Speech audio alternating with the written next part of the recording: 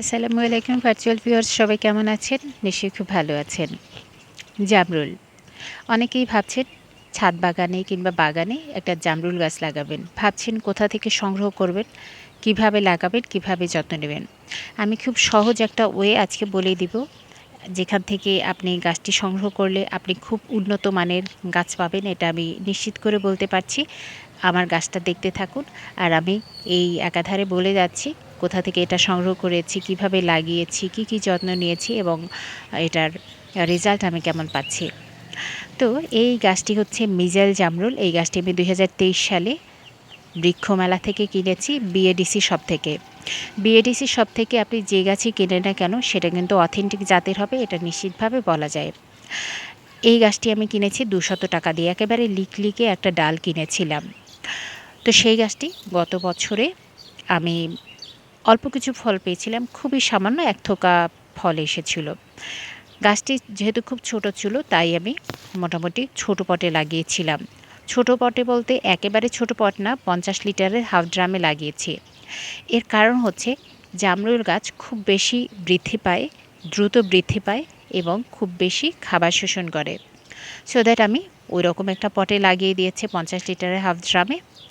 গত বছর একটু ফলন এসেছিল, এবছর আলহামদুলিল্লাহ মাশাআল্লাহ খুব সুন্দর ফলন এসেছে। আর এই ফলন আসার পেছনে যে কাজগুলো করেছি আমি, সেটা হচ্ছে এটাকে আমি বড় পটে রিপোর্ট করে দিয়েছি একেবারে ২০০ লিটারের হাফ ড্রামে, অর্থাৎ এখানে ১০০ লিটারের ড্রামে আমি বসিয়ে দিয়েছি। আর এতে আমি পুরনো গোবর, পুরনো ছাই, কিছুটা কোকোপিট এইগুলো দিয়ে রিপোর্ট করে দিয়েছি। রিপোর্টিংটা আমি দেখাতে পারিনি, বাট আপনারা আমার চ্যানেলের কীভাবে পট রেডি করবেন সেটা দেখে নিলে রিপোর্ট কীভাবে করতে হয় খুব সহজে জেনে যাবেন। তো এই বছর মাশাআল্লাহ বেশ ভালো বিয়ারিং এসেছে এবং এটাতে আমি সপ্তাহ অন্তর খৈল পচা দিচ্ছি। ১৫ দিন খৈল পচিয়ে বাজার থেকে ৫০ টাকা কেজি দরে খৈল নিয়ে এসেছি। সেটা ১৫ দিন ভিজিয়ে রেখে তারপর ১ লিটার খৈল পচার সাথে ১০ লিটার পানি মিশিয়ে গাছের গোড়ায় দিয়েছি সপ্তাহে ১ বার। এইজন্য গাছের বৃদ্ধি ভালো আছে এবং মনে রাখবেন গাছে যখন ফুল ফল আসবে তখন কিন্তু গাছের বাড়তি খাবারের প্রয়োজন হয়। তো ওই সময়টা একটু বাড়তি যত্ন নিতে হবে। আর একটা ব্যাপার, যেহেতু এই গাছে ফল আসে হচ্ছে বসন্তের শেষ দিকে, অর্থাৎ প্রচুর গরম থাকে এই সময়, তো তখন গাছটিকে শাওয়ার করিয়ে দেবেন। তবে ফুল যখন গাছের ফুটে যাবে তখন গাছটিকে শাওয়ার করে দেবেন না, কারণ হচ্ছে ওই সময় পলিনেশন না হলে ফল ঠিকমতো ধরবে না। এই কারণে ফুল যখন গুটি অবস্থায় থাকবে তখন পর্যন্ত আপনি শাওয়ার করিয়ে দিতে পারেন। আর যখন ফুলগুলো ফুটে জামরুলে পরিণত হবে তখন আপনি গাছটাকে শাওয়ার করিয়ে দিতে পারেন।